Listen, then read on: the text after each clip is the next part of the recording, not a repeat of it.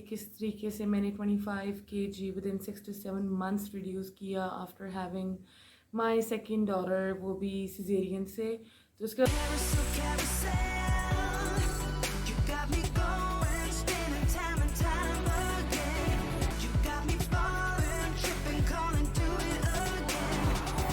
अस्सलाम वालेकुम everyone, welcome to my YouTube channel. अगर आप मेरा चैनल फर्स्ट टाइम विजिट करे हैं तो please do subscribe my channel. आज मैं आप लोगों से डिस्कस करूंगी कि what I used to eat जब मैं इंटरमिटेंट फास्टिंग कर रही थी। मैंने एक वीडियो पहले डाली थी कि किस तरीके से मैंने 25 kg within 6 to 7 months reduce किया after having my second daughter, वो भी सिजेरियन से। उसके मुझे काफ़ी औरतों के मैसेजेस आए ऑन फेसबुक कि आप अपना डाइट प्लान भी शेयर करें, और काफ़ी सवाल थे कि आप क्या खाती थी, क्या पीती थी, वगैरह वगैरह वगैरह। तो आज मैं उस बारे में बात करूँगी। अगर आप मेरी वो वीडियो देखना चाहते हैं तो I am gonna put that link into the description box, ताकि आप लोगों को पता चल जाए कि मैं किस बारे में बात करूँ, इन केस अगर आप मेरी फर्स्ट टाइम की वीडियो देख रहे हैं।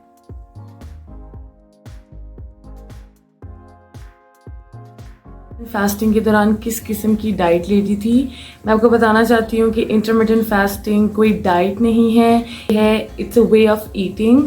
तो आप दिन में एक टाइम मखसूस कर देते हैं, इतने से इतने बजे तक आप खाएंगे और इतने से इतने बजे तक आप नहीं खाएंगे। इसमें कोई स्पेसिफिक डाइट नहीं होती है। आप हर किस्म का फूड खा सकते हैं अपनी पसंद का, जो नॉर्मली घर में पका होता है वही खा सकते हैं। मैं भी वही खाती थी, लेकिन पोर्शन कंट्रोल करके खाती थी।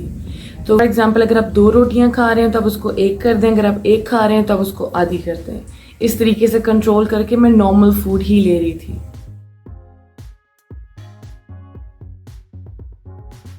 क्या एप्पल साइडर विनेगर पी सकते हैं इंटरमिटेंट फास्टिंग के दौरान? जी हाँ, बिल्कुल पी सकते हैं।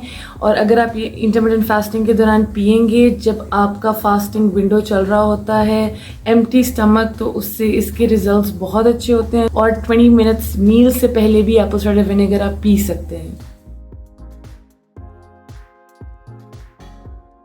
क्या इंटरमिटेंट फास्टिंग के दौरान कॉफ़ी या चाय पी जा सकती है? बिल्कुल पी जा सकती है और पीनी चाहिए, और वो भी विदाउट शुगर। शुगर नहीं डालनी। अगर आप शुगर डालेंगे तो उससे आपका फास्ट ब्रेक हो जाएगा।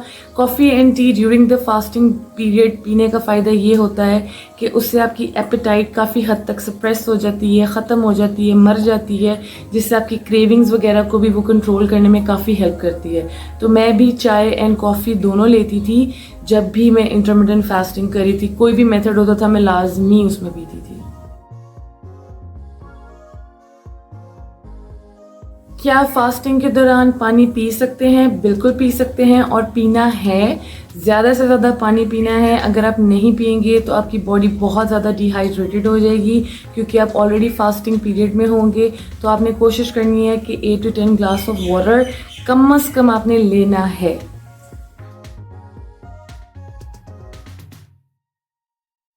क्रेविंग्स को कैसे कंट्रोल किया जाए? सो क्रेविंग्स को कंट्रोल करने का इनिशियली आपको बहुत प्रॉब्लम होगी। जो भी आप मेथड करें, फॉर एग्जांपल 12 and 12 करें, आपकी बॉडी यूज टू नहीं होती है। आपकी बॉडी कार्ब्स क्रेव करेगी, आपकी बॉडी शुगर क्रेव करेगी। तो शुरू में आपको प्रॉब्लम होगी। इसलिए आई ऑलवेज रिकमेंड कि आपने जब भी इंटरमिटेंट फास्टिंग शुरू करनी है और आपको क्रेविंग्स हो, तो आपने एप्पल साइडर विनेगर लेना है, कॉफ़ी लेनी है, टी लेनी है, जिससे आपका फास्ट भी ब्रेक नहीं होगा और काफ़ी हद तक आपकी क्रेविंग्स भी कंट्रोल में आ जाएंगी। और अगर फिर भी नहीं हो रहा तो ज़्यादा से ज़्यादा पानी पीना है। इंटरमिटेंट फास्टिंग जब हम स्टार्ट करते हैं तो उसमें हमें मोटिवेशन नहीं मिल रही होती है और नहीं ज़्यादा प्रोलॉन्ग हो रहा होता फास्टिंग पीरियड। तो उसके लिए क्या करना चाहिए? इनिशियली आपको बहुत प्रॉब्लम होगी। शुरू का जो 1-2 हफ्ते होंगे, आपका दिल करेगा, आप घड़ी की तरफ देखेंगे कि अभी 11वां घंटा हुआ, 10वां घंटा हुआ, 9वां घंटा हुआ, कब हम फास्ट ब्रेक करेंगे। आपने कोशिश यही करते रहना है कि आप अपनी क्रेविंग्स को, अपनी एपेटाइट को किसी तरीके से कंट्रोल करें, और जो मैंने ड्रिंक्स बताए हैं उनको लें। अगर फिर भी आपको लग रहा है कि आपका बीपी बहुत ज़्यादा लो हो गया है और आप अब मज़ीद नहीं इसको प्रोलॉन्ग कर सकते हैं, तो उसी वक्त आपने फास्ट को तोड़ देना है। 1 दिन आप तोड़ देंगे, 2 दिन तोड़ देंगे, उससे कोई फ़र्क इतना नहीं पड़ेगा। लेकिन नेक्स्ट डे आपने अपने आपको ये ज़रूर समझाना है कि लास्ट टाइम आपने तोड़ा था, तो आज मैं इसको पूरा करके ही जाऊँगा या जाऊँगी। स्लीपिंग आवर्स क्या इंक्लूड होते हैं? जी हाँ, स्लीपिंग आवर्स भी इसमें इंक्लूड होते हैं। इसी वजह से काफ़ी हद तक ये जो इंटरमिटेंट फास्टिंग है ये बहुत आसान हो जाती है।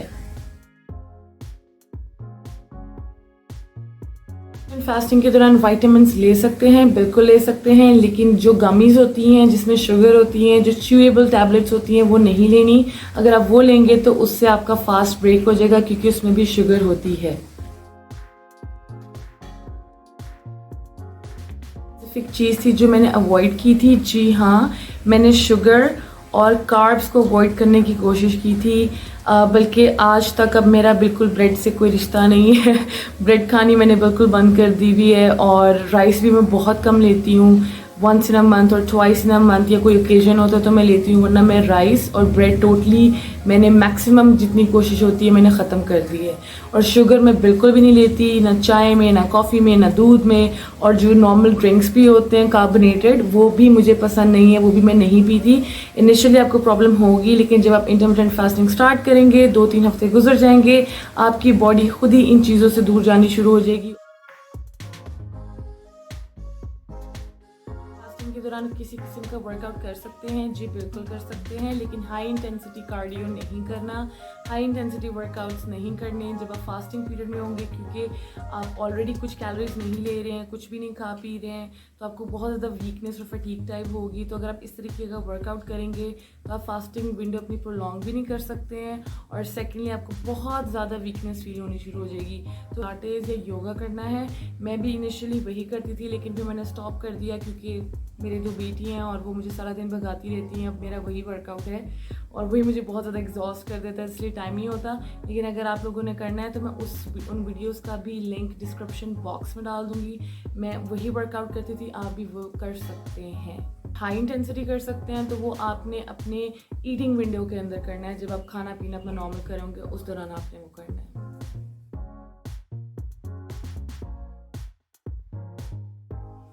तो जब मैंने 12 and 12 स्टार्ट किया तो नॉर्मली मैं रात को 12 बजे खाना पीना स्टॉप कर देती थी, क्योंकि मेरी नाइट शिफ्ट होती है तो मैं सुबह तक जाग रही होती थी।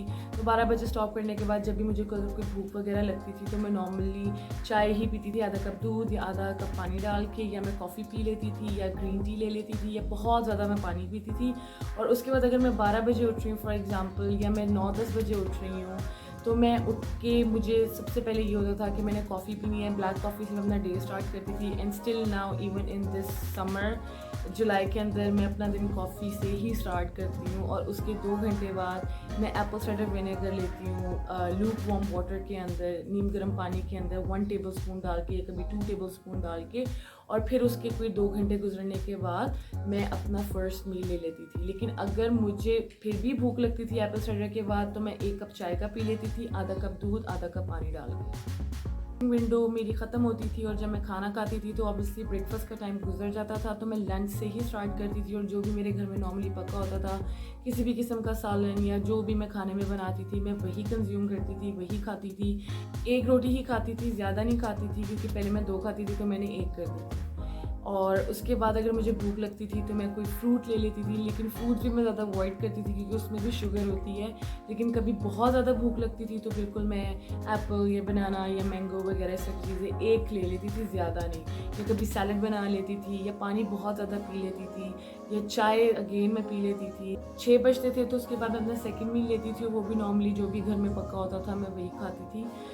और फिर 12 बजे से पहले जो भी मुझे हल्का फुल्का मिलता था मैं वही खा लेती थी। मैं कुछ स्पेशल नहीं करती थी, लेकिन मैं कोशिश ये करती थी कि फास्टिंग विंडो जब मेरी स्टार्ट होने लगी है तो मैं लाइट फूड रखूँ, ज़्यादा हैवी मत खाऊँ।